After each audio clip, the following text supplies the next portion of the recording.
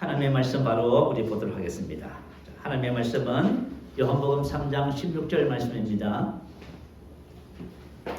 우리 한 절 말씀을 같이 합독하도록 그렇게 하겠습니다.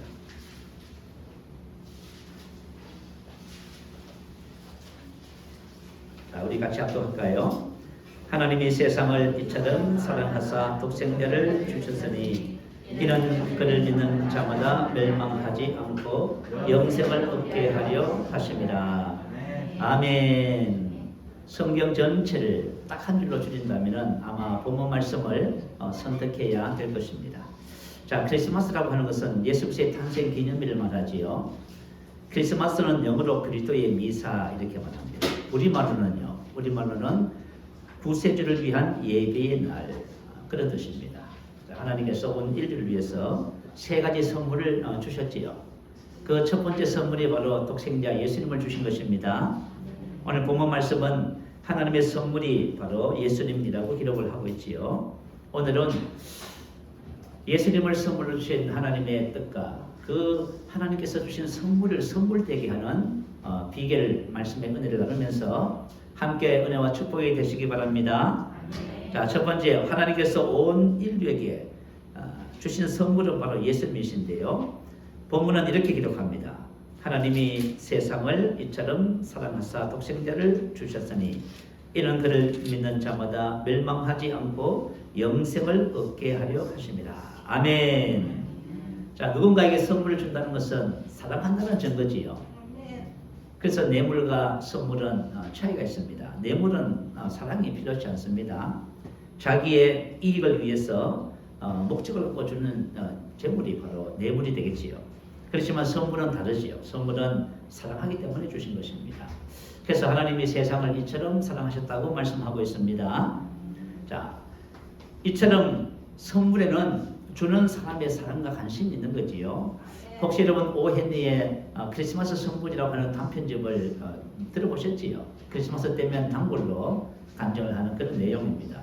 정말 두 사람이 서로 사랑해서 선물을 했지만 사실은 선물이 쓸 때 쓸모가 없어졌습니다. 그럼에도 불구하고 두 사람은 서로를 끌어안고 울었습니다. 왜냐하면 쓸모없는 그 선물이 오히려 고마움을 느끼겠다 그거지요. 그래서 선물은 모든 사랑과 관심을 담는 것이기 때문에 그런 것이지요. 자, 하나님께서 사람들에게 독생자를 주신 목적이 있습니다. 그것은 바로 영생을 얻게 하시는 것입니다. 자, 영생은 뭘까요? 하나님의 생명입니다. 여러분, 영생은 하나님을 하나님 되게 하는 생명을 말이에요. 그래서 우리가 만약에 영생을 가지면 우리가 이 세상에 어떻게 살게 될까요? 하나님처럼 살게 된다 그 말이에요. 그래서 우리가 영생을 가졌습니다 하면 사람들이 보통 생명 가졌구나 이렇게 생각해요. 그러나 영생을 가졌다는 것은 하나님께서 우리에게 모든 것을 주셨다는 의미가 됩니다. 자, 우리가 보통 보면은 TV에 호랑이하고 고양이 새끼가 서로 어릴 적에 그런 것을 볼 수 있어요. 그러나 성장해가면서 달라지지요. 무엇 때문에 그래요? 생명의 차이 때문에 그래요. 그래서 영생은 바로 너무나 귀한 것입니다. 자, 예수님께서 이 땅에 오셔서 하나님처럼 사셨지요. 그 이유가 뭘까요? 성경은 이렇게 기록해요. 요한복음 5장 26절에 아버지께서 자기 속에 생명이 있음같이 아들에게도 생명을 주어 그 속에 있게 하셨고, 다시 말하면 예수님은 하나님의 생명을 가지고 오셨어요. 그리고 무엇으로 사셨다고요? 그 생명으로. 그렇게 사셨어요. 그래서 하나님께서 우리에게 선물을 주셨는데요. 바로 무엇을 주셨다고요? 예수님 안에 있는 그 생명을 우리에게 선물로 주신 것입니다. 예수님은 이렇게 말씀하셨어요. 나는 하늘에서 내려온 살아있는 떡이니 사람이 이 떡을 먹으면 영생하리라. 내가 줄 떡은 곧 세상의 생명을 위한 내 살이니라. 이렇게 말씀하셨어요. 그래서 하나님이 예수님을 이 땅에 보내주신 것은 예수님 안에 있는 하나님의 생명을 저와 여러분에 주시기 위해서 주신 것입니다. 자, 우리 사람은 육신의 부모로부터 생명을 타고 물려받고 이 세상을 살아갑니다. 자, 그러면은 우리가 같이 한번 나눠보지요. 자, 부모님으로부터 물려받은 생명과 하나님께서 새롭게 주신 새 생명, 자, 영생, 하나님의 생명. 자, 그것을 한번 생각해 보겠습니다. 자, 이 요한복음 3장 6절에 보면 육으로 난 것은 육이요 영으로 난 것은 영이다. 이렇게 기록해요. 사라크스는 사라크스를 낳았고 푸뉴마는 푸뉴마를 낳았습니다. 이것은 생명의 원리면 당연합니다. 여러분 코끼리는 절대로 고양이를 낳지 않아요. 바로 같은 종을 낳게 돼 있어요. 자, 첫 번째 생명이 뭐죠? 사라크스라고 하는 겁니다. 이건 육신의 생명을 말해요. 이것은 모든 인류가 태어나면서 가지는 첫 번째 생명입니다. 자, 이 생명은 이 생명의 영적인 아비가 누구라고 성경에 기록하지요? 우리 한번 찾아볼까요? 요한복음 8장 44절 한번 보겠습니다. 요한복음 8장 44절은 우리가 부모로부터 물려받은 영적 생명의 근원은 어디서부터 출발했는지를 말해주고 있어요. 자, 요한복음 8장 44절 한번 읽어볼까요? 시작. 너희는 너희 아비 마귀에게서 났으니 너희 아비의 욕심대로 너희도 행하고자 하느니라. 그는 처음부터 살인한 자요 진리가 그 속에 없으므로 진리에 서지 못하고 거짓을 말할 때마다 제 것으로 말하니 이는 그가 거짓말쟁이요 거짓의 아비가 되었습니다. 너희는 너희 아비 마귀에게서 났으니 이것은 육신의 부모를 마귀라고 하지 않습니다. 이것은 영적인 것을 말해요. 영적인 아비가 누구냐고요? 마귀라고 해요. 그래서 영적인 아비가 마귀이기 때문에 우리 육신의 생명은 어떤 본성을 가지고 있을까요? 마귀의 본성. 그래서 욕심이죠. 아비의 욕심을 너희도 행하고자 합니다. 그래서 사람 속에는 뭐가 있어요? 욕심이 있어요. 그래서 갈라디아서 5장 19절 이하에는 그것을 뭐라고 표현했어요? 성적인 지혜 3가지, 음행과 더러움과 호색, 종교적인 지혜 2가지, 우상 숭배와 주술, 관계 불화의 죄, 원수 맺는 것, 분쟁, 시기, 분냄, 당 짓는 것, 분열함, 이단 투기, 술 취함, 방탕함, 그리고 또 그와 같은 것들. 여기에 기록되지 않았지만 육신의 생명을 가지고 살아가는 모든 내용들을 전부 다 포함시키는 것이지요. 자, 그래서 우리가 이 세상의 첫 번째 가지고 태어난 육신의 생명은 그 영적인 아비가 마귀입니다. 그래서 마귀의 본성을 그대로 가지고 있어요. 그래서 너희의 아비의 욕심대로 너희도 행하고자 하느니라. 그는 처음부터 살인한 자요. 그죠? 우리가 왜 미워해요? 여러분 우리가 자녀들을 낳고 키워보면 가르쳐주지 않아도 하는 것이 있어. 그죠? 욕심 부리는 거 하고 미워하는 거 하고 아이들이 뭐라고 표현해요? 엄마 미워. 그죠? 세 번째는 뭐지요? 거짓말하는 거. 거짓의 아비가 됩니다. 거짓을 말할 때마다 제 것으로 자기 본성으로. 그래서 사람은 본성적으로 이것을 가지고 태어나. 이 육신의 생명의 문제입니다. 그래서 모든 인류는 제2의 종 사망의 종으로 살아가게 되는 것입니다. 자, 로마서 7장 14절에 보면 우리가 율법은 신령한 줄 알거니와 나는 육신에 속하여 죄 아래에 팔렸도다. 자, 나는 육신이다. 자, 사람은 태어나면서 육신입니다. 영적인 아비가 많단 말이에요. 이게 인류의 비극이지요. 그래서 사람은 이 세상에 태어나면서 영적인 아비가 마귀이기 때문에 마귀의 본성을 가지고 있어요. 그래서 저와 여러분이 이 세상에 아무리 힘쓰고 애쓰고 노력을 해도 죄에서 벗어나지 못합니다. 나는 육신에 속하여 죄 아래 팔렸다. 다시 말하면 죄가 나의 주인이다. 그 말이에요. 감사하지로다 본래 너희가 하나님 죄의 종이더니. 성경이 이렇게 얘기해요. 그래서 사람은 죄의 종이고 죄로 인해서 뭐가 찾아왔지요? 사망이. 그래서 여러분 인류가 다 고통하고 있어요. 자, 세상 모든 사람들이 우리가 보기에는 화려하고 멋있어 보여요. 그렇지만 본질 속에는 뭐가 있어요? 죄와 사망의 법이 그 사람의 인생 전체를 지배하고 있습니다. 그래서 인생이 얼마나 괴로운지 몰라요. 이게 인간의 비극이에요. 이 아담의 범죄 이후로 찾아온 인간의 비극이지요. 이것을 누가 해결할 수 있어요? 이 세상의 학문도 과학도 종교도 철학도 이거 해결 못해요. 그래서 이 비극을 끝내기 위해서 보내주신 분이 누구지요? 예수님. 만약에 저와 여러분이 예수님을 믿고 생명으로 사는 삶을 배우잖아요. 그러면 저와 여러분 죄와 사망에 벌써 해방됩니다. 근데 생명을 받은 것은 아는데 생명을 살 줄은 몰라. 그러니까 문제가 해결이 안 되는 거예요. 자, 두 번째 생명인 푸뉴마. 영으로 난 것은 영이지요. 자, 이 생명을 주시기 위해서 예수님이 오셨고 이 생명을 주시기 위해서 예수님이 무슨 일을 하셨어요? 속량하셨다 하지요. 다시 말하면 죄와 사망의 값을 지불했다고 말이에요. 자, 예수님은 죄가 되셔서 십자가에서 피를 흘려서 피값으로 우리의 모든 죄의 값을 전부 다 하나님께 지불해 버렸습니다. 그래서 하나님은 예수님의 피를 보시면서 저와 여러분에게 죄와 사망을 절대 주지 않습니다. 왜냐하면 하나님께 예수님이 전부 다 갚아버린 겁니다. 자, 그래서 저와 여러분 이것을 아는 것이 너무나 중요해요. 고린도후서 5장 21절에 보면 하나님의 죄를 알지도 못하신 이를 우리를 대신하여 죄로 삼으신 것은 우리로 하여금 그 안에서 하나님의 의가 되게 하려 하시니라. 자, 예수님께서 이 땅에 오셔서 십자가에서 피를 흘려 죽으시고 율법의 저주를 담당하신 것은 저와 여러분에게 하나님의 의가 되게 하시기 위해서입니다. 그리고 의의 결과가 뭐예요? 바로 영생, 하나님의 생명이라고 합니다. 자, 예수님께서 부활하셨습니다. 그리고 부활하신 다음 막달라 마리아가 무덤에 예수님의 시신의 향을 품을 바르기 위해서 찾았지요. 새벽에 예수님의 시신이 얻는 것을 보고 무덤가에서 마리아가 울고 있습니다. 그때 주님께서 찾아오셔서 뭐라고 하셨어요? 그죠? 주님께서 뭐라고 말씀하시냐면, 자, 마리아가 주님을 만나면서 반가워서 만지려고 했어요. 나를 만지지 말라. 내가 아직 아버지께 올라가지 못하였노라. 너는 내 형제들에게 가서 내 아버지 너희 아버지, 나의 하나님 너희 하나님. 자, 예수님께서 부활하신 다음에 이제 제자들이 누가 됐어요? 예수님의 형제가 됐지요. 아멘. 형제가 뭐예요? 형제는 생명을 나눈 존재입니다. 그래서 예수님의 부활 생명과 우리도 부활 생명을 가지는 거예요. 그래서 똑같은 생명을 가져서 하나님의 아버지가 된 것입니다. 자, 그래서 저와 여러분이 하나님께서 나의 아버지가 되시고 그분께서 나에게 영생, 조의 생명을 주셨다. 그러면 그 생명 안에는 뭐가 있을까요? 하나님의 생명의 본성이 있는 것이지요. 여러분, 우리가 예수를 믿으면 하나님께서 생명을 주시는데 그 생명 안에는 이제는 죄와 사망의 본성이 아니라 생명의 본성이 주어지는 거예요.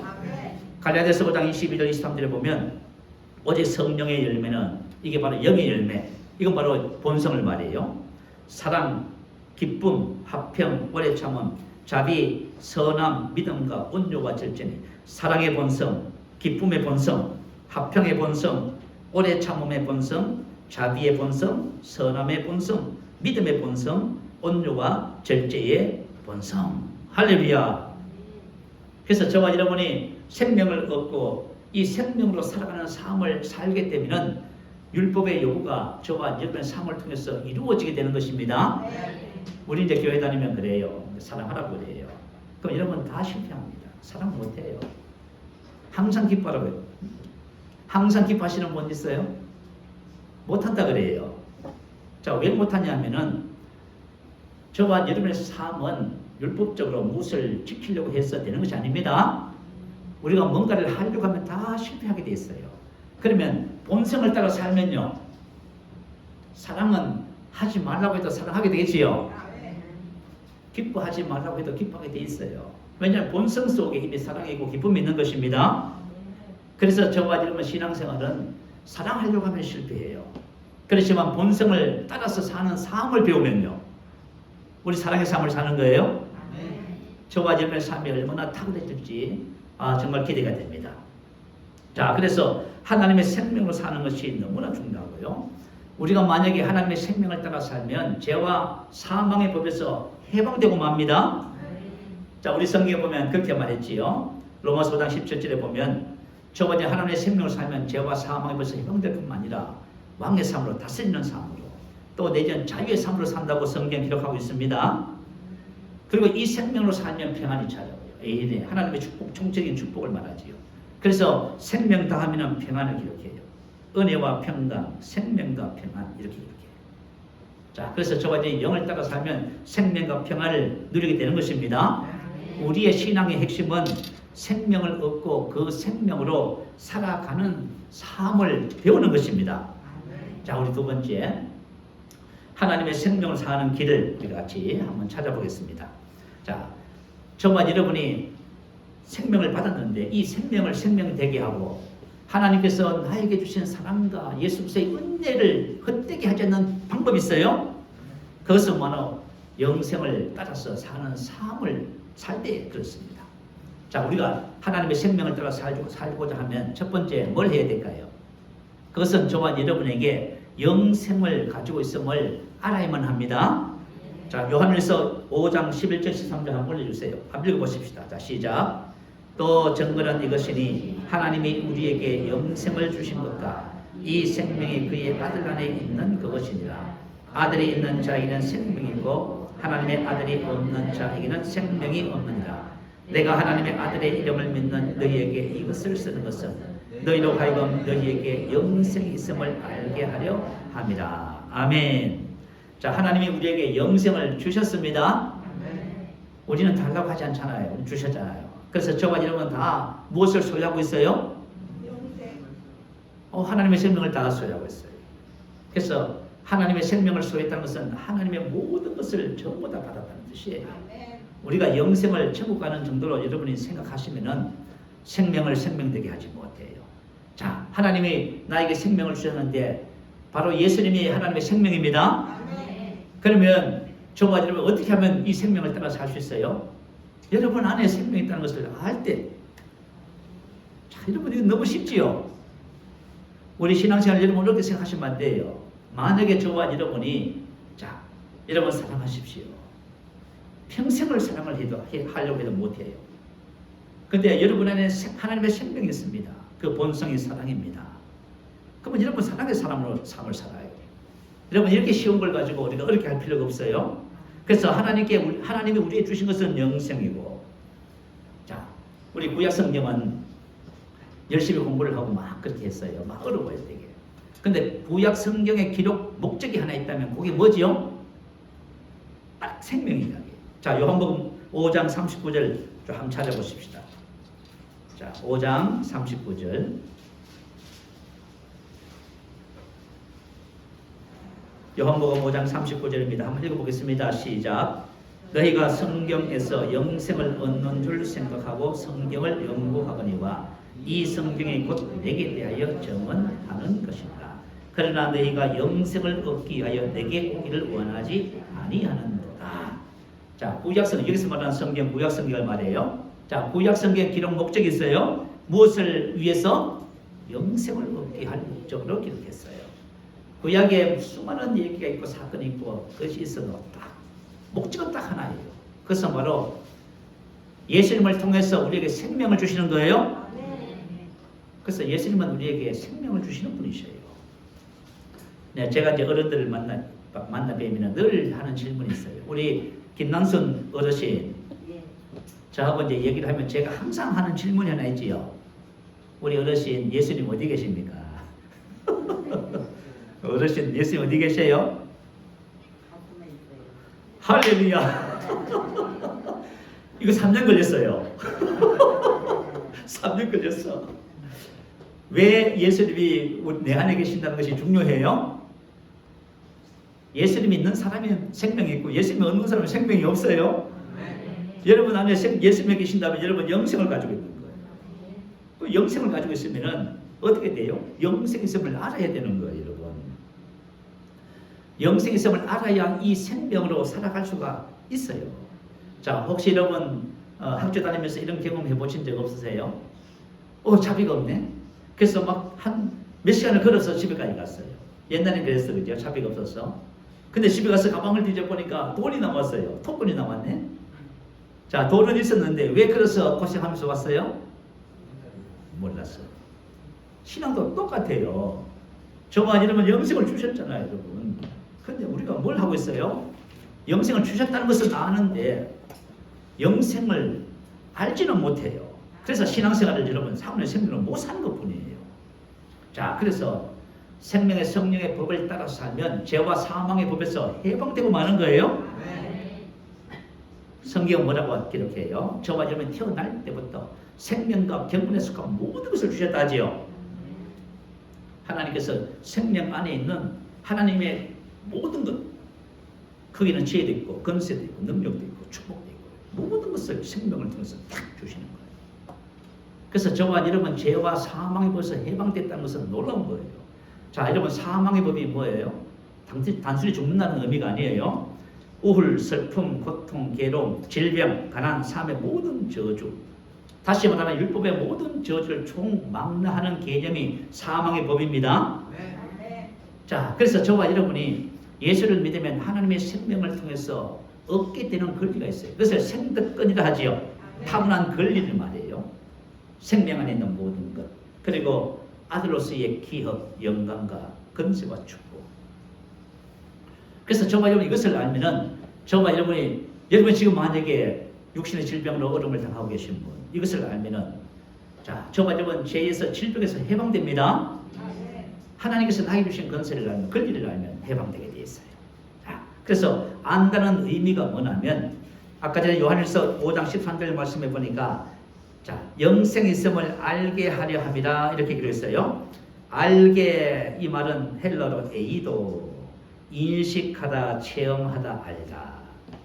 자, 인식하다 하면 의식한다. 여러분들이 신앙생활 하면서요. 인식한다, 의식한다는 것은 너무너무 중요해요. 자, 인식한다는 것은 무슨 뜻이냐면 마치 내 것이 된 것처럼 무엇인가에 대해서 아는 것을 말해요. 자, 만약에 저와 여러분 핸드폰을 갖고 계시잖아요. 자, 여러분 이 핸드폰이 무엇에 쓰는 물건인지 다 아시죠? 그건 여러분이 그 핸드폰을 인식해서 사용하는 거예요. 그럼 핸드폰을 인식하지 못하면요. 여러분 아무 소용없어요. 자, 나에게 영생의 있음을 인식하면은 어떻게 돼요? 하나님의 생명으로 기능하고 그렇게 사용하게 되는 것이에요. 그래서 이게 너무 중요해요. 안다는 의미가 바로 그런 거예요. 안다는 의미는 의식한다. 그 말이에요. 자, 우리가 만약에 열쇠가 있어요. 열쇠를 보면 여러분 무슨 생각해요? 아, 열쇠는 자물통을 여는 것이죠. 그건 인식한다 그 뜻이에요. 그래서 인식하는 상태가 어떤 상태인지 자, 로마서 6장 17절 18절 올려주시면 한번 같이 한번 읽어볼게요. 자, 읽어봅니다. 시작. 하나님께 감사하리로다. 너희가 본래 죄의 종이더니 너희에게 전하여 준 바 교훈의 본을 마음으로 순종하여 죄로부터 해방되어 그에게 종이 되었느니라. 자, 원래부터 저와 좀 죄의 종이었습니다. 전하여 준 바 교훈의 본을 복음의 진리를 마음으로 순종하여 인식하여. 자, 여러분 복음의 진리를 인식하잖아요. 그만 저와는 죄에서 해방되고 의에게 종이 되는 겁니다. 실제가 되어버린다고 말이에요. 그래서 안다는 것이 너무 영생이 있어요, 여러분. 근데 우리 몰라서 그런 거예요. 근데 너무 쉽잖아요, 사실은. 근데 우리는 왜 이렇게 그죠? 인식한다, 그죠? 안다 이런 개념에 대해서 잘 모를 거예요. 자, 오늘 저와 여러분 인식에 대한 분명한 개념을 가지고 영생의 셈을 인식함으로 하나님의 생명으로 사는 삶을 삽니다. 그래서 로마서 6장 11절에 보면 교훈의 본이 뭐냐면 그죠? 죄에 대해서 듣고 하나님께 대해 산 자로 여길지어다. 의식하려 말이에요. 그래서 이 복음의 말씀을 의식하잖아요. 영생의 셈을 알잖아요. 그러면 하나님의 생명으로 기능하는 삶이 실제가 된다 그 말이에요. 자, 그러면은 복음의 진리를 이와 같은 방식으로 알아가는 하나님의 말씀이 있어요. 한번 찾아보십시다. 자, 에베소서 1장 17절 말씀입니다. 자, 우리가 이 말씀 찾아보고 우리 기도 제목 삼으십시다. 에베소서 1장 자 17절부터 19절까지 한번 읽어봅니다. 자, 우리가 너무 잘 아는 계시기도라고 하는 거예요. 같이 한번 읽어볼까요? 시작. 우리 주 예수 그리스도의 하나님 영광의 아버지께서 지혜와 계시의 영을 너희에게 주사 하나님을 알게 하시고 너희 마음의 눈을 밝히사 그의 부르심의 소망이 무엇이며 성도 안에서 그 기업의 영광의 풍성함이 무엇이며 그의 힘의 이름으로 역사하심을 따라 믿는 우리에게 베푸신 능력이 지극히 것임이 무엇한 것을 너희로 알게 하시기를 구한다. 자, 이 사도 바울의 에베소 교회를 향한 중보 기도의 목적이 뭐예요? 알게 하는 것이지요. 알게 하려 하십니다. 에이도 그거예요. 그래서 저와 여러분이 복음을 아무리 듣고 복음을 그죠 가지고 있다 해도 모르면은 사용 불가능하게 돼요. 알면은 여러분 다 사용합니다. 그래서 하나님께서 우리에게 주신 것이 너무너무 큰데요. 그래서 이 기도를 하라고 말이에요. 이 기도. 그죠? 그래서 왜 우리가 이 계시 기도를 하라고 하냐면 이 기도를 통해서 하나님께서 우리 마음에 눈을 열어주시는 거예요. 그래서 마음의 눈을 열어서 이해할 수 있는 은혜를 주시는 거예요. 그때 저와 여러분의 복음을 인식하게 되는 거예요. 할렐루야. 자, 우리 많은 그리스도인들이 그리스도 안에서 주어진 복음 말씀 속에 있는 그죠? 부르심의 소망, 기업의 영광의 풍성함, 베푸신 능력의 지극히 크심. 자, 이런 은혜들을 우리가 왜 누리지 못하고 사냐면 잘못된 자기 인식을 가지고 있어서 그래요. 자, 여러분 어떤 인식을 갖고 계세요? 저와 여러분이 만약에 영생에 관한 인식을 가지면 하나님의 생명을 사는 삶이 시작됩니다.